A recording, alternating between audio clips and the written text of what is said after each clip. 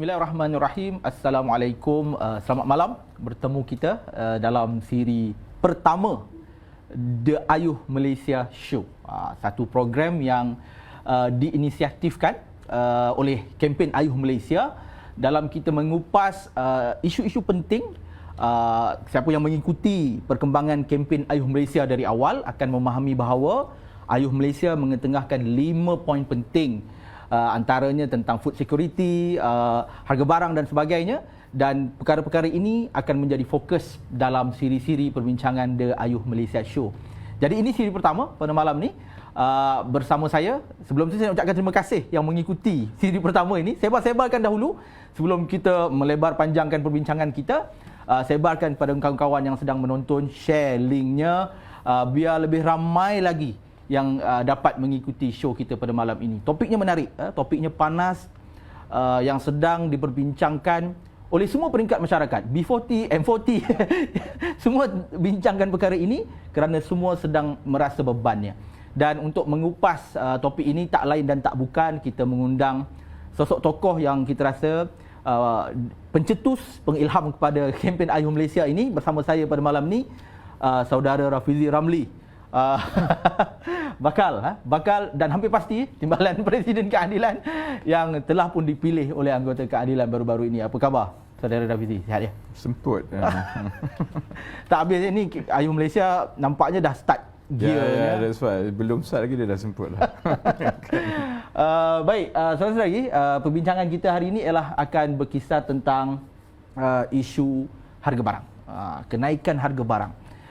Saya faham ramai, saya sendiri tertanya-tanya kalau kita mendengar perbincangan daripada kata-kata daripada orang di atas sana, orang di Putrajaya ataupun di kerajaan, mengatakan bahawa perkara ini sedang dikendalikan dengan baik, bahawa keadaan ini seperti normal saja, seperti normal saja. Tapi perkara tak boleh ditutup, saudara Rafizi. Bukan, mereka tak boleh nak tutup. Media-media, even media arus perdana sendiri yang turun ke bawah temu bual rakyat, semua peringkat mengatakan mereka terkesan dengan kenaikan harga barang. Semua peringkat, B40, M40, semua sekali. Ya. So T20 pun. T20 pun terkesan. So persoalan yang saya rasa yang pertama yang perlu saya ajukan kepada Rafizi Ramli tentang di mana punca masalah ni, Saudara Rafizi. Saya rasa Saudara Rafizi orang yang bukan baru tentang perkara ini. Dari dulu, sebelum PRU 14, Saudara Rafizi sebelum PRU 14 ya, PRU tahun 2018. Orang yang hari-hari mengetengahkan segala macam isu tentang kos sara hidup rakyat. Mungkin Saudara Rafizi boleh hurai tentang kenapa perkara ini berlaku? Di mana puncanya kenaikan harga barang? Sekarang sudah tentulah kalau tanya kerajaan, dia akan menyalahkan semua lah kan. Saya ingat zaman saya di parlimen dahulu 2013 ke 2018, dia menyalahkan toke Cina. Sebab dia kata dia toke Cina menaikkan harga barang kan. Jadi sekarang sudah tentu kerajaan UMNO ke Bersatu ni, kerajaan semua ni kan, walaupun dia bergaduh tapi kerajaan semua ni kan, UMNO Bersatu akan menyalahkan krisis yang berlaku di antara Rusia dengan Ukraine. Kerana contohnya Ukraine adalah antara negara yang pengeksport bijiran antara yang terbesar di dunia kan. Dia ada 2-3 faktor lah. Kita kena terima hakikat bahawa faktor ekonomi global dan yang telah berlaku sejak 2-3 tahun ini memang ada kesan yang besar. Memang betul bahawa masalah kenaikan harga barang ini adalah masalah global. Salah satu sebabnya ialah daripada COVID yang berlaku berpanjangan selama 2 tahun. Itu menyebabkan rantaian bekalan ataupun supply chain terganggu. Dan bila berlaku pula di perang di antara Ukraine dengan Rusia, dia menyebabkan ada 2 perkara yang mempengaruhi harga komoditi dunia secara mendadak. Yang pertama, oleh kerana itu perang dan Rusia adalah negara pengeksport tenaga yang besar di dunia, itu menyebabkan harga minyak naik mendadak. Harga minyak mentah naik mendadak. Dan dia semua ni berkait tau. Dan sudah tentu Ukraine pula adalah negara pengeksport pijirin, jadi dia menyebabkan bekalan dunia terganggu kan. Tapi contohnya bila harga minyak naik mendadak, minyak mentah naik mendadak, ini mungkin tidak diperhalusi oleh ramai kan. Dia juga menyebabkan apa yang dipanggil bunkering, iaitu minyak kapal.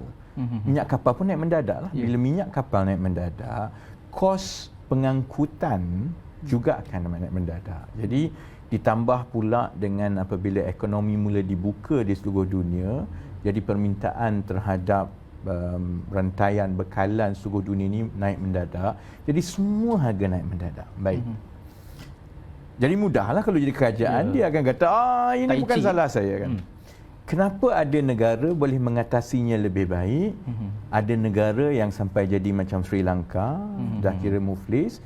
Kenapa ada negara boleh mengekalkan inflasinya lebih baik, kenaikan harga barang, tapi kita contohnya kesan itu naik mendadak. Itu adalah kerana ekonomi negara kita mengambil mudah semua perkara ini sejak 30-40 tahun yang lalu. Dari segi soal gangguan global, memang dia akan berlaku kan. Jadi tugas kerajaan ialah memastikan ekonomi itu tumbuh dengan mengambil kira pelbagai gangguan yang akan datang, baik dalaman ataupun luaran. Jadi dalam kes sekarang ini ada gangguan luaran. Cuma keadaan menjadi teruk di Malaysia ini kerana kita sendiri tidak bersedia. Dan kita juga membazirkan masa dan wang selama berdekad-dekad. Kita memberi tumpuan yang terlampau terhadap bidang-bidang tertentu sehingga kita mengabaikan bidang-bidang yang cukup penting, iaitu soal makanan, soal bekalan harian kan. Dan yang paling penting, ditambah pula dengan kerajaan yang tidak berkesan. Dia contohnya macam ni Syuk kan. Katakanlah kita menjaga keluarga kita kan. Kita tahu sebenarnya akhir tahun nanti kita kena beli baju dan sebagainya, maka kita mula menyimpan. Betul. Kita juga tahu nanti anak nak masuk universiti. Jadi kita rancang semua. Sebuah kerajaan yang pandai merancang sudah tentu akan dapat menjangka bahawa perkara-perkara ini akan berlaku. Jadi segala perkara yang perlu dibuat itu hendaklah dilaksanakan dengan lebih teratur dan lebih cepat. Dan itu sebenarnya masalah negara kita. Baik. Kerana masalah ni semua orang tahu. Semua berlaku, bukan kita je kena kan. Tapi beza di antara satu negara yang dapat mengawal berbanding dengan negara yang rakyatnya terus terkesan setiap kali ada gangguan dalaman atau luar negara ialah bagaimana berkesannya kerajaan itu mentadbir. Dan negara kita tahu tak payah cakap lah. Sebelum sebab menarik bila saudara Rafizi kata soal perancangan. Kalau kita dengar ataupun membaca tulisan-tulisan dengan bahasa-bahasa yang bombastik yang dibentang oleh kerajaan, kita tak rasa mereka tak ada perancangan kan. Kita dapat merasa kemas perancangan kerajaan ni. Kalau baca buku-bukunya dengan coloringnya, so kita rasa mereka seperti merancang. Tapi sebelum pergi ke soalan tu, saya nak pergi ke soalan yang sedikit mikro, saudara Rafizi, tentang hari ini panas tentang isu harga minyak, harga minyak masak. Bila kita tengok sekarang ni, dia ada sedikit kontradiksi dengan Menteri KPD NHCP punya pengumuman baru-baru ni. Dia kata bahawa subsidi ni dimansuhkan, kecuali yang pack 1 kilo RM2.50 itu kekal. Yang botol 2 kilo, 3 kilo, 5 kilo dah mansuh. Harganya mungkin melambung lebih daripada RM30. Hujahnya, ini yang menarik. Saya rasa dia berkait juga dengan hujah Najib Razak yang mengatakan kena naikkan sedikit harga petrol. Ron ni untuk kerajaan boleh bagi lebih banyak bantuan bersasar. Lebih kurang sama. Mansuhkan subsidi minyak masak ni, alasannya macam-macam. Sebab botol ni mudah diseludup dan sebagainya. So dengan kerajaan dapat jimatkan 20 juta sebulan saja. Dia mansuhkan subsidi ni, kerajaan jimat 20 juta sebulan. Dan kerajaan boleh bagi bantuan bersasar kepada rakyat. Saya tak faham. Sebenarnya rakyat tertanya-tanya, bila dia tarik subsidi ni, susahnya rakyat. And then dia nak bagi bantuan. So dia macam kontra kat situ. Apa komen saudara Rafizi tentang isu ni? Secara teori, Yes.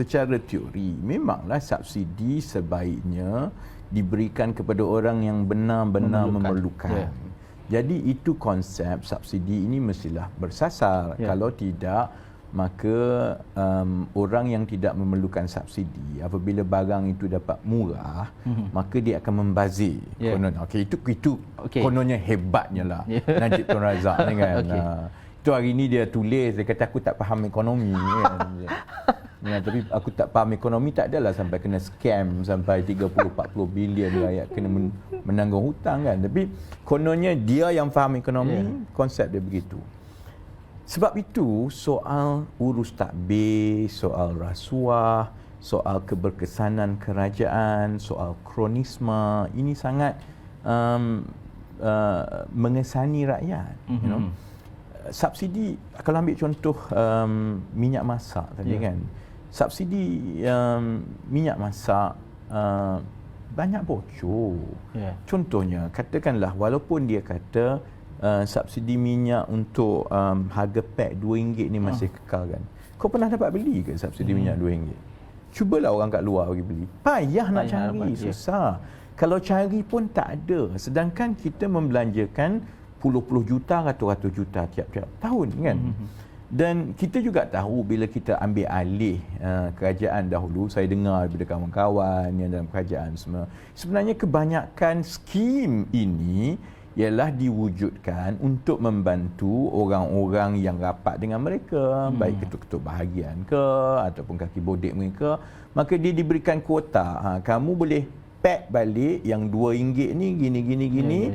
Jadi kerajaan akan bayar kamu. Jadi dia jadi satu skim untuk mengkayakan golongan tertentu. Itu dah satu masalah dah. Because bila perkara itu dijadikan skim cepat kaya kepada golongan tertentu, bekalan yang sepatutnya kuantitinya itu sampai ke pasaran mungkin tak semua sampai.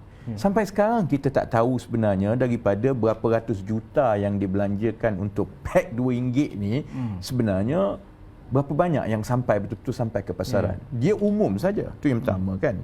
Yang kedua, kalaupun semua kuantitinya itu sampai ke pasaran, kita tak tentu sama ada semuanya itu akan mengikut peraturan. Kerana contohnya minyak masak pack RM2 ada had. Ada had, betul. Tak silap aku 2 pack seorang je boleh beli kan. Aku pernah jadi saksi sendiri tau, pergi beli barang dekat kedai. So yang cashier tu bergaduh antara dua orang tu kerana kawan dia bawa kawan lagi beli minyak subsidi tu satu kotak habis satu kedai. So cashier tu kata, ni kalau bos tahu ni marah ni. Upah. Aku tengok je, tapi pakai topeng orang tak kenal lah kan. Jadi maksudnya bukan sahaja kita tak tahu kebocoran di peringkat bekalan, bila sampai ke peringkat jualan pun dia tidak terkawal. Jadi sebab itu lebih ramai orang yang sebenarnya tidak merasa subsidi. Jadi seluruh konsep subsidi bersasar yang Najib kata ni memang akhirnya dia terlepas sasaran terus lah, sebab tak tahu siapa yang dapat. Kita tak tahu pun contohnya orang yang buat bekalan subsidi bersasar 2 pack ni dekat mana dia pergi, dia letak kat mana dan sebagainya. Entahnya dia jual kat restoran-restoran kawan-kawan ni. Semua ni kita tak tahu, di luar kawalan kan. Jadi sebab itu masalah utama soal subsidi bersasar ni ialah kerana masih wujud banyak unsur-unsur penyelewengan, penguatkuasaan yang lemah, ada ruang yang lompong yang menyebabkan perkara itu disalahguna. Dan salah guna yang paling besar ialah di peringkat paling atas lah.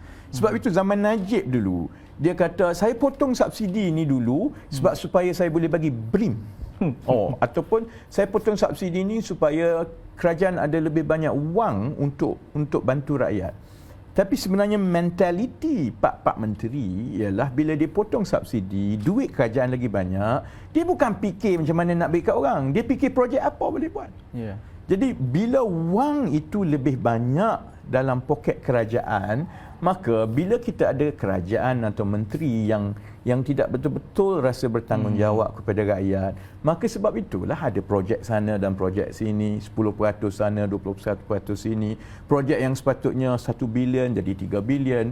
Jadi dengan subsidi bersasar, tanpa ada kerajaan yang betul-betul jujur dan ikhlas, tanpa ada SPRM yang bebas, tanpa ada penguatkuasaan di peringkat bawah ini yang betul-betul akan menjalankan tugas dengan jujur, dia akan menambahkan lagi risiko kebocoran. Sebab itu, sepanjang Najib 9 tahun jadi Perdana Menteri, memanglah kononnya dia buat subsidi bersasar. Tapi sebab itu dia kalah pilihan raya. Kalau subsidi bersasar dia tu betul-betul jadi, tak ada lah dia kalah pilihan raya. Rakyat dah merasa subsidi bersasar yang dia buat tu sebenarnya sasar masuk poket dia. Dan akhirnya rakyat kat bawah makin teruk. Sebab itu kos harga barang makin tinggi. Jadi untuk jangka masa panjang, Syuk, kan, memanglah sebaiknya kita nak semua orang kaya di negara ini, semua orang hidup dengan baik, gaji baik, sehingga keperluan untuk subsidi ini jadi minima. Hanya untuk mereka yang betul-betul susah, barulah kita boleh tumpukan, kan. Tapi itu tidak boleh berlaku dalam keadaan sekarang. Kerana kalau subsidi bersasar ni dibuat dengan kebocoran dan sebagainya, dia menjadi alasan untuk ketirisan yang lebih besar, kan. Sebab itu dalam keadaan yang prosesnya belum baik lagi, kejujuran kerajaan yang ada masih lagi dirakui, rekod penyelewengan masih tinggi. Sebab itu untuk membantu seberapa ramai rakyat, lebih baik untuk kita kekalkan subsidi terlebih dahulu, sementara kita mencari jalan dan juga kita pastikan proses sistem untuk subsidi bersasar ni betul-betul boleh berjalan, kan. Dan last sekali bab tu, bab Najib. Aku pun Najib kena panjang sikit lah. Kan dia tak boleh lah pendek, kan. Dia bangga tau. Dia bangga kononnya, oh saya potong subsidi sebab saya bagi BRIM, saya potong saya bagi duit semua, kan. Sebenarnya ada kesan bagi duit tunai secara terus kepada rakyat. Sebagai orang politik atau kerajaan, kan, memanglah jadi popular sebab dia rasa mentaliti mereka ialah dengan memberi wang kepada rakyat, rakyat akan terus menjadi hamba abdi dan meminta-minta, menunggu-nunggu wang. Dia miskin tak apa sebab 2 kali setahun dapat 300-400 euforia. Kan? Walaupun pemberian tunai itu tak semestinya salah, kan.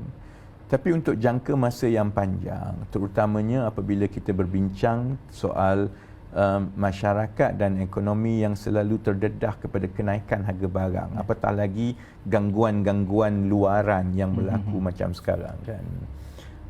Apabila kita bagi wang tunai kepada ramai orang di bawah tanpa kita mengawal harga barang, so ada dua benda ni. You sama ada pilihan kerajaan, sama ada you bagi wang tunai supaya you popular, ataupun you betul-betul selesaikan masalah puncanya harga barang, kan.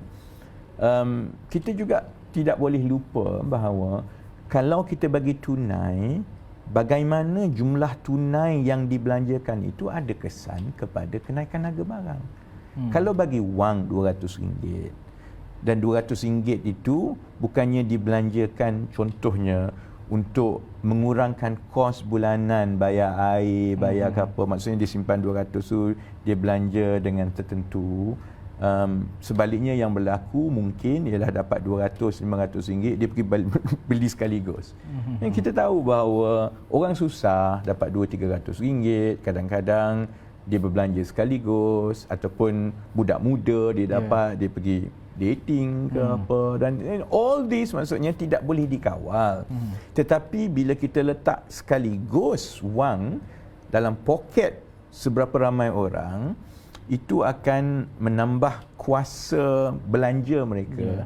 Dan kalau perbelanjaan itu berlaku sekaligus, maka dia sebenarnya akan menaikkan harga barang. Itulah cara inflasi berlaku. Apabila ada kuasa beli yang meningkat, maka sudah tentu akan ada permintaan, dan dengan permintaan itu maka harga supply demand biasa kan. Jadi ini perkara-perkara yang perlu dipertimbangkan. Sebab itu pada pandangan saya ialah sebaik yang mungkin kita selesaikan masalah punca dia. Dan kalau masalah punca itu ialah masalah bekalan, is a supply problem. It's not a demand problem kan.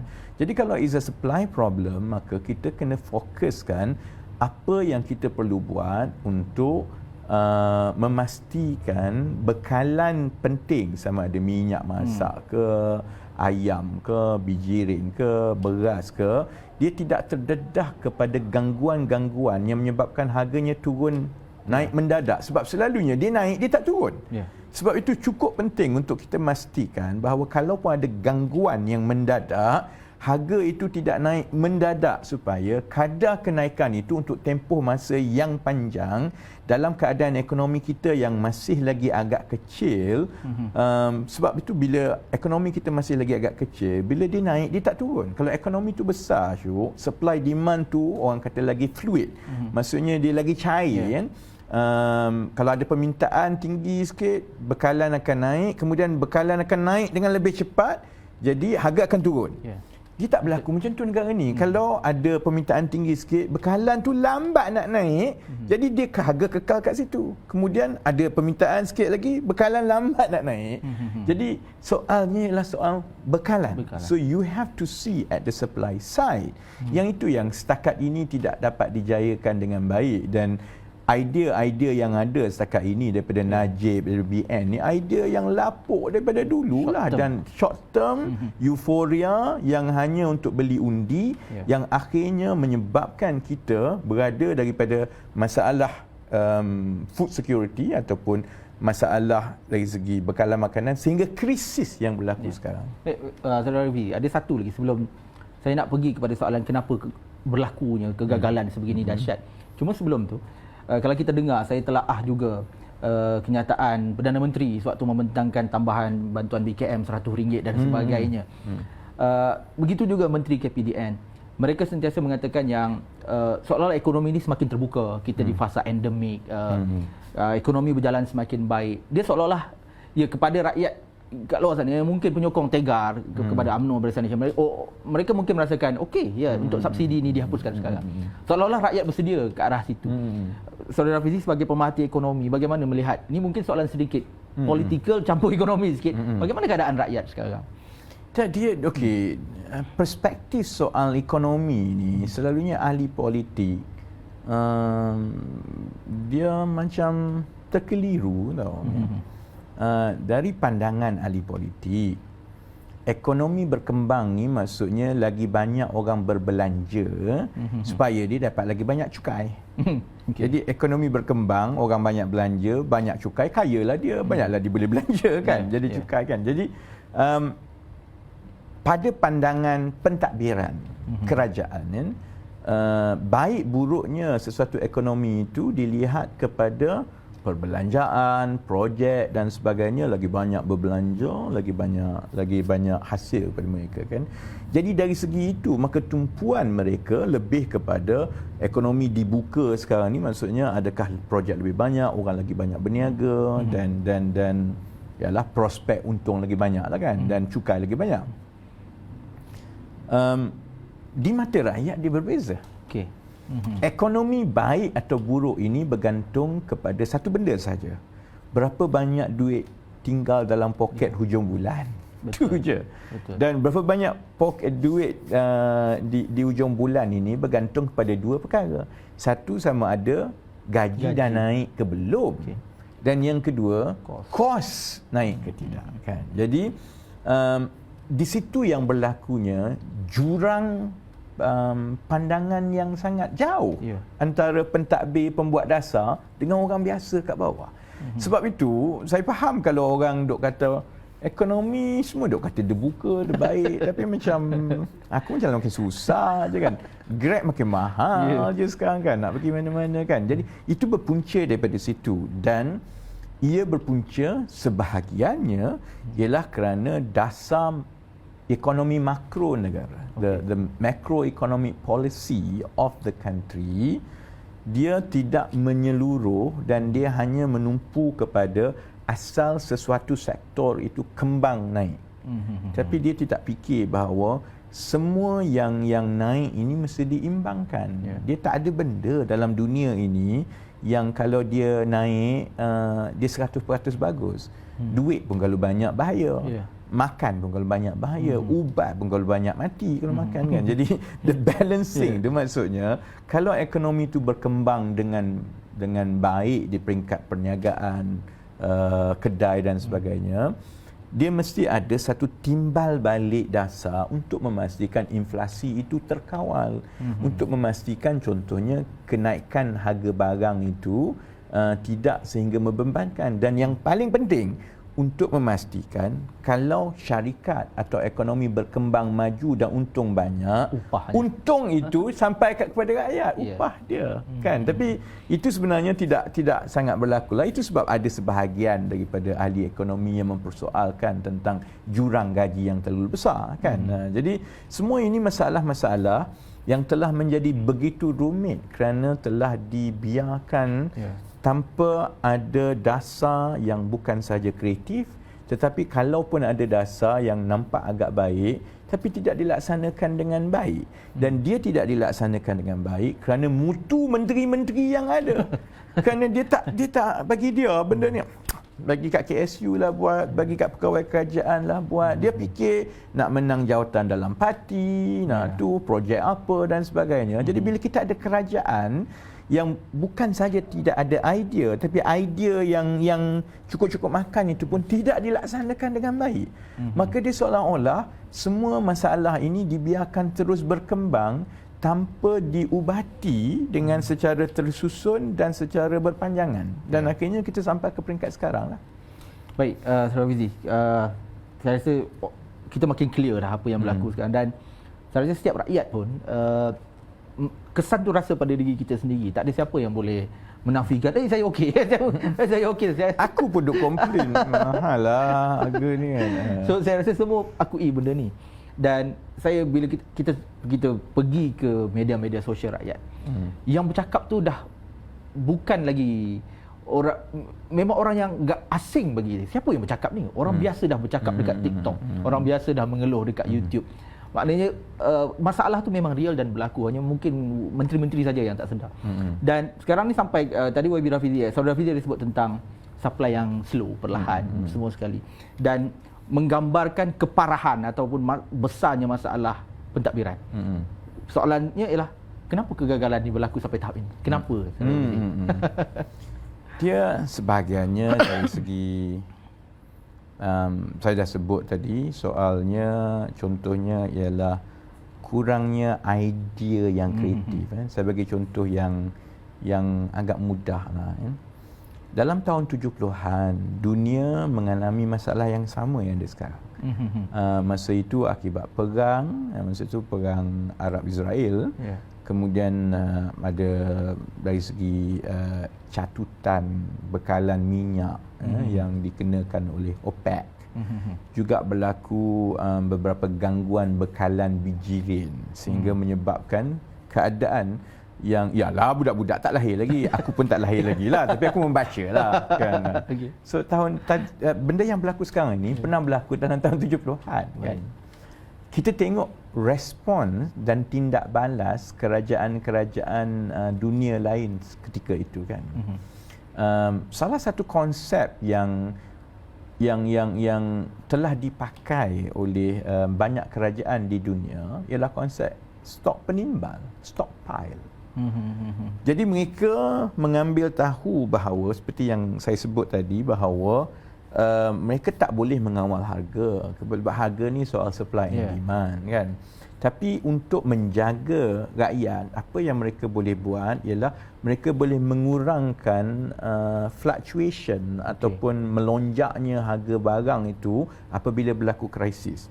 Cara untuk melakukan ini ialah dengan melaksanakan stok penimbal. Apa itu stok penimbal? Maksudnya kerajaan melalui agensi dan mekanisme tertentu membeli dan menyimpan stok barang-barang penting Dan kerajaan menentukan apa stok yang perlu ada stok penimbal kan. Contohnya mungkin minyak, stok penimbal US sampai sekarang ada stok penimbal dia.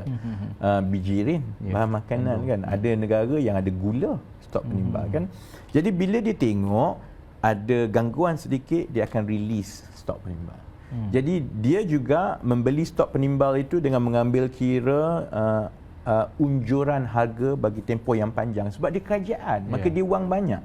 Jadi dia boleh control sedikit dari segi supply and demand tadi. Supply, remember I keep saying that is actually a question of supply. Jadi kalau contohnya dia tengok kita rasa dalam 2-3 tahun lagi harga beras mungkin akan naik mendadak, tapi harganya pada masa sekarang ini masih lagi okey, kita book dulu. So dan cara dia banyak cara nak buat lah. You can hedge, orang panggil hedging dulu, ataupun you boleh beli future contract, macam-macam boleh buat kan. Jadi tapi yang penting ialah mereka mempunyai hak untuk mendapatkan bekalan secara kontrak daripada pembekal-pembekal ini pada harga tertentu, supaya apabila mereka boleh melepaskan stok penimbal ini ke pasaran kembali pada ketika harga naik mendadak, oleh kerana pada ketika itu tiba-tiba ada stok penimbal yang masuk ke pasaran, dia akan menurunkan harga atau menstabilkan harga. Mekanisme ini bukan benda yang baru. Tak nampak complicated sangat. Tak nampak complicated sangat pun sebenarnya kan. Sudah tentulah dari segi pentadbiran, operasi, pelaksanaannya perlu dibuat berbeza-beza mengikut negara. Contohnya di Amerika kan, di US mereka buat suruhanjaya. I think ada National Commission on Supply and something. Maksudnya ada satu suruhanjaya khas yang kerja dia ialah memantau pergerakan harga barang ataupun komoditi asas ini supaya mereka boleh dengan peruntukan yang ada pekerjaan boleh cuba memastikan kalau ada shock ataupun gangguan luar, stok ini boleh dilepaskan kan. Itu cara yang straightforward. Aku pun tak faham. Agak straightforward lah. Apalah yang payah sangatnya nak buat kan. Satu lagi contoh yang kalau tanya kenapa benda ni berterusan kat Malaysia kan. Contohnya pemahaman dan pandangan saya kan, tengok di parlimen dan tengok kajian bertukar ganti. Satu masalahnya ialah saya sebut tadi soal pelaksanaan kan. Sebab itu benda ni selalunya sebut orang Malaysia pun sebut. Malaysia ni kadang-kadang tak adalah bodoh sangat, tapi pelaksanaan cakap hebat pumpang-pumpang, bila buat tak jadi. So masalah di pelaksanaan kan. Salah satu sebab pelaksanaan itu ialah kerana struktur yang melaksanakan. Dan yang ini lawak. Salah satu sebabnya sebab semua nak jadi menteri. Bila sebab nak jadi menteri, kementerian banyak. Jadi kalau tengok dari soal mengawal harga barang makanan, dia sama dalam mana-mana industri, dalam mana-mana rantaian bekalan. Dia ada upstream, huluan sampai hiliran. Okey, baik kalau barang makanan kan, industri upstream atau huluan makanan ni apa dia? Pertanian. Sebab pertanian lah yang nak kena tanam dan lain sebagainya. Dia menjadi punca pertama bekalan makanan. Kemudian dia pergi kepada pemprosesan, kemudian daripada pemprosesan ni kepada distribution ataupun agihan, kemudian jualan retail, runcit dan sebagainya kan. Kalau kita nak pastikan bahawa pelaksanaan sesuatu dasar itu berjalan dengan baik, sebaiknya seluruh rantaian bekalan ini dikawal, dilaksana dan dipantau dan dikuatkuasa oleh satu jabatan je, satu kementerian je. Jadi senang tanggungjawab tu. Dia juga yang dapat melihat perancangan menyeluruh daripada huluan sampai hiliran. Jadi dia tak, sebab sekarang yang berlaku ni dia pecah 5 kementerian sebab semua nak jadi menteri.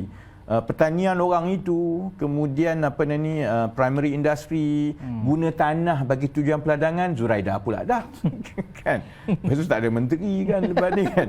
Lepas tu kita ada KPDN HEP, lepas tu kita ada pembangunan usahawan, lepas tu aku pun tak tahu banyak sebenarnya sangat. Boleh berada dalam satu. Sebenarnya boleh digabungkan supaya menjadi seorang menteri kanan. Dia jawab. Kita boleh ada agensi yang untuk berlainan, jabatan semua, tapi bila berlaku sekarang, itu yang menyebabkan pelaksanaannya bercelaru dengan birokrasi. Sebab itu nak panggil mesyuarat mengenai harga ayam atau harga telur yang hadirnya 40 orang. Menterinya ada 38. Banyak kementerian ni semua kan, pegawai semua ni kan. So, bayangkan ada 50 orang nak bincang pasal harga ayam ni. Berapa orang nak bercakap? Sebab tu 2 minggu tak dapat keputusan lagi. 2 minggu tak dapat keputusan. Ayam dah tak ada dah kat bawah tu kan. Jadi salah satu sebabnya ialah kerana kita membina karenah birokrasi kita sendiri akibat daripada soal politik. Kerana semua nak jadi menteri, bila ada rundingan untuk membentuk kerajaan, setiap seorang ni nak jawatan menteri sebenarnya. Sebenarnya sepatutnya sebaik yang mungkin kita kena gabungkan supaya mirip kepada rantaian bekalan itu. Supaya senang.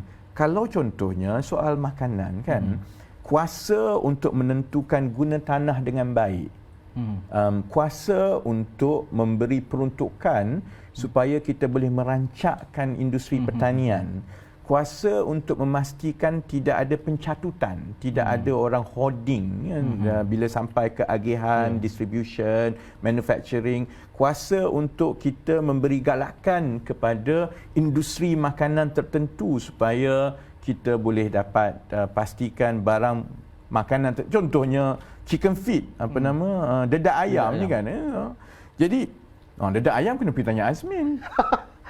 Sebab tu di bawah MITI kan. Jadi kebayang dia pun berlagu sekarang kan. Jadi sampailah ke penguatkuasaan harga barang kat bawah tu. Bila tanggungjawab itu digabungkan di bawah satu kementerian utama yang seorang menteri kanan jaganya, dia tak boleh tuding jari. Sekarang ini tanya menteri itu, menteri kita tanya dia, saya dah buat tapi dia tak buat. Saya dah buat, dia tak buat. Jadi 7 bulan mesyuarat kabinet, orang ni bentang dia nak buat macam ni, kemudian kita perlukan maklum balas daripada kabinet yang lain, 8 bulan tak jadi apa lah. Jadi benda ni common sense. Betul. Tapi sebab oleh kerana struktur politik kita, oleh kerana ialah permainan politik, dan oleh juga kerana aku tak rasa lah kebanyakan yang banyak nak jadi menteri itu benar-benar rasa amanah dia kepada rakyat untuk menukar. Jadi perkara ini berlanjutan dari 1 tahun kepada 1 dekad, jadi 2 dekad dan sebagainya.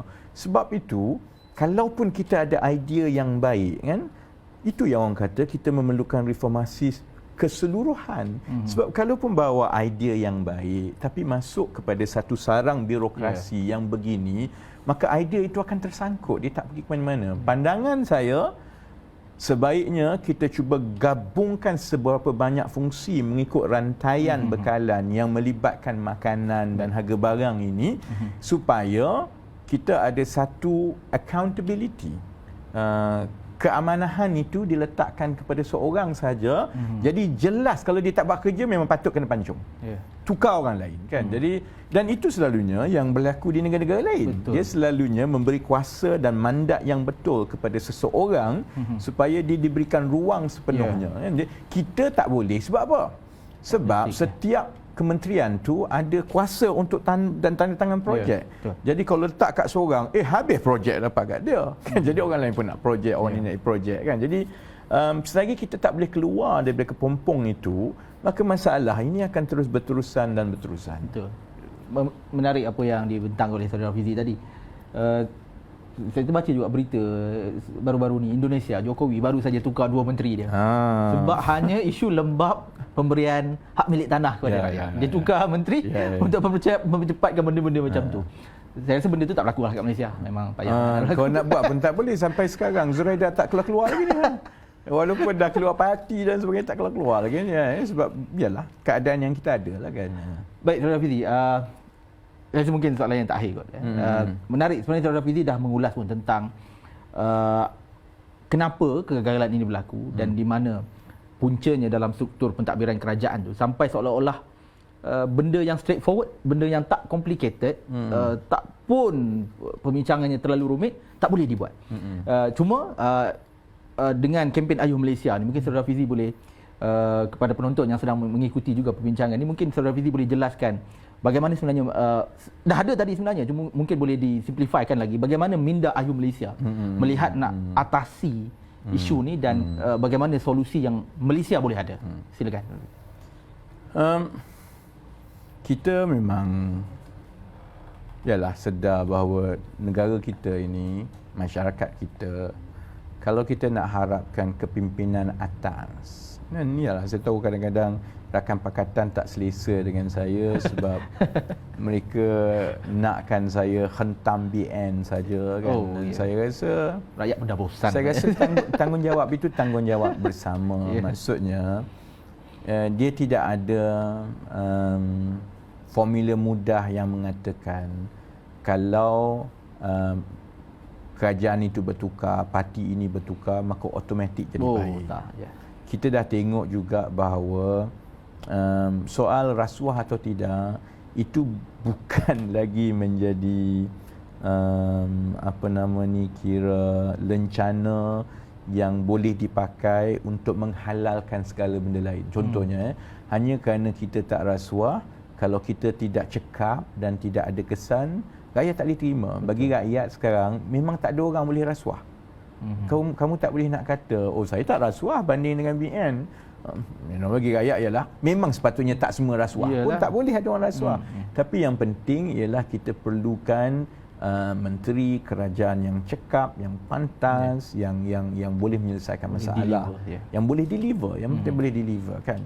Jadi soal boleh deliver ini maksudnya kita perlukan mutu pentadbiran, mutu idea yang baik dari semua parti. Apabila parti-parti politik di negara ini, tak kisahlah mana pun, berlumba-lumba untuk mencapai aspirasi itu, maksudnya dia kena cari orang yang ada idea dan dia juga kena tahu bahawa kalau mereka ini dapat jawatan, mereka boleh deliver. Untuk menghasilkan suasana begitu, kita perlukan rakyat menekan daripada bawah. Baik. Kerana sebab kita tahu bahawa negara kita ni tak pernah berubah sebab orang ke atas dapat wahyu ke apa. Tak jadi. Dia bila dia jadi menteri ni, dia jadi selesa, dia gembira, dia banyak benda yang nak ditukar bagi dia. Dia tak ada bos, masuk pejabat pun tak buat apa pun, tak ada isu kan. Paling susah pun dia duduk tengok kertas projek lah, duduk sibuk tengok kertas projek kan. Tapi ahli politik ni takutkan satu benda je, kalah pilihan raya. Betul. Kan? Jadi itu peranan yang Ayuh Malaysia harap kita boleh mainkan dengan cara kita terus memberi pencerahan dan membawa idea rakyat itu supaya dia menjadi satu pasaran idea. Kalau pasaran idea ini mendapat sambutan yang baik daripada rakyat biasa, dia akan bertukar menjadi tekanan. Seperti mana dulu kalau kau ingat Syuk kan, masa kita mula-mula kempen supaya ahli politik membuat pengisytiharan harta, kiri kanan kau kena maki. Yang kawan pun maki, yang lawan pun maki kan. Tapi oleh kerana dia mendapat sambutan, rakyat suka, maka mereka tak ada pilihan, dia nak menang pilihan raya. Jadi terpaksalah dia buat pengisytiharan harta. Walaupun tak lengkap ke apa, tapi paling kurang itu satu langkah yang baik. Sekarang ini pengisytiharan harta dah jadi satu, orang kata expectation, dah jadi satu kehendak dan tuntutan rakyat kan. Itu yang kita nak buat dengan Ayuh Malaysia, terutamanya mengenai 5 perkara yang penting yang bagi kami, perkara-perkara ini perlukan tumpuan dan idea yang kreatif, dan kalau idea ini diulang dan ditekan dan dibawa oleh rakyat, akhirnya parti-parti politik tidak ada pilihan kecuali beri maklum balas. So soal kenaikan harga barang, ini hari ini saya sebut 2 perkara baru yang mungkin saya belum sebut sebelum ini. Soal subsidi semua saya sebut lama kan. Pandangan saya tentang soal subsidi bersasar ke tidak saya sebut kan. Contohnya hari ini saya bawa 2 perkara baru kan, soal kita wajar pertimbangkan soal stok penimbal. Apa yang susah sangat nak buat stok penimbalnya? Kalaupun perkara itu mungkin tidak sesuai secara akademik untuk jangka masa panjang dan sebagainya, adakah kita boleh gunakan mekanisme stok penimbal yang telah digunakan di banyak negara lain untuk kita memastikan tidak ada kenaikan harga barang mendadak bagi tempoh jangka masa pertengahan sementara kita melaksanakan projek-projek pertanian dan sebagainya supaya kita dapat penyelesaian yang lebih menyeluruh dari segi soal bekalan, because our problem now is supply bekalan kan.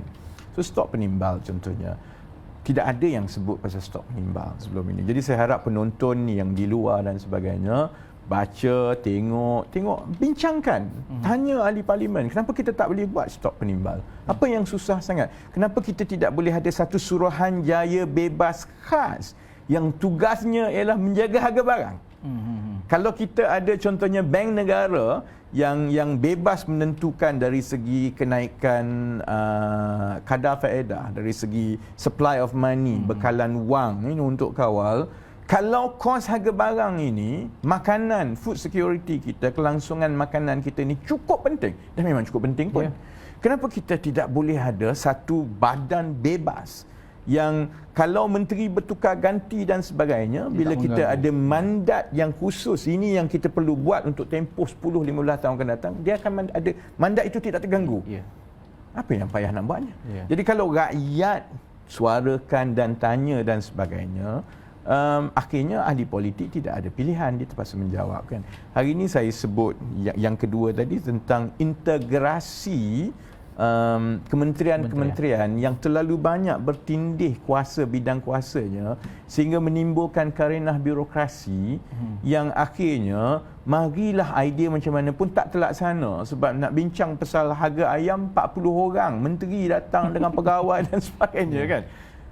Telur ayam yang guna untuk buat kuih tu lagi banyak tau. Habis setiap kali buat mesyuarat kan. Jadi kenapa kita tak boleh buat contohnya ada satu kita orang kata kita streamline, kita jajarkan balik supaya kuasa dan accountability itu, kalau ini sesuatu yang cukup penting kepada kita, kita elakkan segala pertindihan supaya keputusan boleh dibuat dengan baik kan. Itu contohnya dua perkara yang tak pernah dilontarkan sebelum ini. Boleh ke tidak dibincangkan, dan kalau contohnya melalui Ayuh Malaysia, rakyat biasa, tak kisahlah kamu UMNO ke, kamu PAS ke, Keadilan ke, DAP ke, Amanah ke, tak boleh sebut semua, banyak parti sekarang kan. Aku tak yang baru yang lama banyak yang sangat. Baru dan lama banyak semua kan. Kalau ini dirasakan bahawa dia masuk akal, suarakan, kerana akhirnya dia akan menjadi tuntutan kan. Dan ada juga melalui Ayuh Malaysia contohnya, kami berharap supaya ada perkara-perkara yang mungkin terlepas pandang oleh ahli politik yang tidak disebut. Contohnya kan, segala dasar kerajaan setakat ini, baik semasa Najib dulu, kemudian bila PH berkuasa 22 bulan, kemudian lepas tu kerajaan apa? Kerajaan PN. Sekarang kerajaan apa pun aku tak tahu dah. Sekarang kerajaan keluarga. Sampailah kerajaan keluarga sekarang kan. Sebenarnya segala dasar ekonomi kerajaan yang ada kesan kepada rakyat bergantung kepada klasifikasi M40, B40, T20. Ni zaman bila ni Syok? Bila kali terakhir dia semak benda ni? Sebab contohnya, ambil definisi M40 contohnya kan. M40 dia letakkan pada definisi lebih kurang RM5,000 pendapatan isi rumah sehingga lebih kurang RM10,500. Benda tu absolute numbers. Kalau kena seorang yang contohnya duduk di bandar atau Kuala Lumpur atau bandar-bandar besar kan, gaji RM6,000, anak 5, tak ada makna dah. Dia bukan M40 dah, dia B40 sebenarnya. Berbanding dengan seorang yang gaji dia RM3,500 atau RM4,000 tapi bujang. Tapi duduk katakanlah di Kuala Berang. Kan? Jadi semua ini maksudnya kita sampai ke peringkat asas untuk menentukan agihan subsidi, bantuan dan sebagainya sebenarnya tidak pernah disemak pun. Dan ini antara perkara-perkara yang saya harap melalui Ayuh Malaysia kita boleh tampilkan. Kerana selalunya perkara-perkara yang kita tampilkan insya-Allah ialah sesuatu yang selalu disuarakan oleh rakyat biasa. Sebab itu ialah kempen kita pun dah nak mula kan minggu depan. kita bermula 2 hari bulan Julai itu siang itu kita akan kumpul seberapa ramai orang biasa, sukarelawan yang nak membantu supaya kami boleh latih mereka. Sebab ingat tadi soal pelaksanaan. Parti politik ke kerajaan ke boleh je ada idea berdega-dega nak kempen, tapi kalau tidak ada pelaksanaan yang tersusun, jentera dan sukarelawan itu tidak tahu fungsi mereka, dia berterabur lah kan. Jadi kita akan mula dengan itu. Malam kita akan lancarkan kutipan derma sebab yalah kita tak ada token besar kan, dan supaya kita dapat membiayai untuk kita mula turun ke akar umbi di kawasan-kawasan macam dulu untuk bawa perkara-perkara ini membuka mata rakyat, kerana akhirnya mencerahkan pandangan rakyat itu cukup penting supaya rakyat itu terus memberi tekanan kepada ahli-ahli politik daripada mana-mana parti pun. Bagi saya itu pendekatan yang lebih baik untuk kita memajukan negara kita ke arah menyelesaikan perkara-perkara ini tanpa kita terlalu terikut-ikut politiking atau terlalu terikut-ikut siapa nak jadi kerajaan, siapa nak jadi menteri dan sebagainya kan. Dan saya memang daripada dulu rasakan bahawa ahli politik ini dia selalu kena rotan. Dan rotan itu mesti datang daripada rakyat. Jadi kalau rakyat tak sedar bahawa mereka kena terus merotan, marilah parti yang mana baik pun akhirnya dia akan lalai dan alpa kan. Jadi apa yang kami cuba buat melalui Ayuh Malaysia ini ialah selain daripada kami bagi penyelesaian, melontarkan idea baru yang lebih dekat dengan rakyat, kita juga nak yakinkan rakyat bahawa tidak cukup untuk mereka rasa mereka sokong parti tertentu. Mereka perlu ambil bahagian, dan bahagian itu ialah dengan secara berterusan memberi tekanan, menyuarakan pandangan, menjadi rotan kepada ahli-ahli politik. Kalau itu berlaku, insya-Allah saya ingat negara ini insya-Allah akan maju sedikit demi sedikit, tidak kisah siapa yang jadi Perdana Menteri. Baik. Terima kasih Saudara Fizi. Begitu saudara lagi yang sedang menonton mengikuti rancangan kita pada malam ini. Siri pertama The Ayuh Malaysia Show. Kita bincangkan tentang topik-topik penting yang berkisar tentang 5 pilar ataupun 5 kita panggil apa? Isu penting. 5 teras penting kepada pergerakan kempen Ayuh Malaysia. Ada beberapa benda yang saya nak tegaskan. Ingat, malam ni ada 2 benda yang Saudara Fizi bentangkan kepada kita tentang stok penimbal. Ini idea-idea yang saya rasa sepanjang 5 tahun kita hidup kebelakangan ini mengikuti perjalanan politik Malaysia, ini antara idea yang baru. Dah lama sebenarnya, daripada tahun 70-an baru kami dengar. Stockpile ni idea ekonomi lama sangat kan. Anehnya tak ada orang politik lain yang berbincang soal ini. Dan kemudian stok penimbal yang kedua tentang integrasi kementerian ini, sebab dia berfungsi kepada satu benda yang sama, tapi kita mengalami masalah kementerian yang terlalu bercambah menyebabkan birokrasi yang tak terkawal. Dan itu pertama. Yang kedua, yang suka juga saya ingatkan kepada semua yang menonton, ingat kita boleh bersama dalam kempen ini Ayuh Malaysia, seperti mana Saudara Fizi bentangkan tadi. Nanti 2 Julai akan bermula secara garang. Anda juga boleh bersama dengan kempen ini ke www.ayuhmalaysia.org. Ke sini anda boleh terlibat dengan pelbagai cara, nak menyumbang ke, nak melihat perkembangan aktiviti ke. Juga boleh ke Facebook Saudara Fizi Ramli lah, lebih mudah. Dan yang ketiga ialah genggam rotan. Genggam rotan ini bukan literal lah. Jangan genggam rotan bagi cara Azmin lah. Genggam rotan, dan kita berperanan untuk memastikan kerajaan kita ni berfungsi dengan lebih baik. Dan rotan tu ibarat kuasa yang kita ada untuk pastikan orang politik kita ni sedar bahawa mereka memegang amanah yang besar. Dan bagi pihak Ayuh Malaysia, jom kita semarakkan kempen ini bersama dengan Ayuh Malaysia untuk kita bina dimensi politik, dimensi perubahan yang lebih segar untuk Malaysia yang lebih baik. Dan jangan lupa ikuti lagi siri-siri show yang akan datang. Saudara Fizi juga akan kerap muncul untuk membentangkan idea-idea beliau kepada anda. Dan jumpa lagi di masa yang akan datang. Terima kasih sekali lagi kepada Saudara Fizi. Juga kepada yang menonton, jumpa lagi. Assalamualaikum, selamat malam.